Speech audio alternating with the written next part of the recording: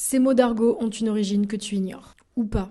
Mais c'est ma phrase d'accroche, donc tu me laisses. Le daron, la daronne. Au Moyen-Âge, le daron, c'est un manoir, un petit château. Et petit à petit, on va passer du sens de château à son propriétaire. Donc le daron va désigner le maître de maison. Puis au fil des siècles, ça va aussi désigner le gérant d'un cabaret, d'une maison close, de la police. Oui, comme tu peux le voir, c'est très diversifié, mais dans tous les cas, c'est l'idée de gérer, d'être à la tête de quelque chose. Et c'est la même chose pour daronne. Le mot va disparaître, ou presque, et il va revenir en force dans les années 2000 pour désigner le gérant, la gérante de la famille, donc le père ou la mère. Deuxième mot, la pouki, popularisé par Aya Nakamura, qui vient en réalité du mot poucave, qui veut dire dénoncer si c'est un verbe, et si c'est un nom, une personne qui dénonce, qui rapporte. Une balance, quoi. Et ben ce mot, il vient du romani, la langue des Roms. D'ailleurs, il est utilisé par les voyageurs en France. Et c'est le cas de tous ces mots qui finissent en ave là, qu'on utilise en argot. Bah chez les communautés gitanes, ces mots-là, ce ne sont pas de l'argot.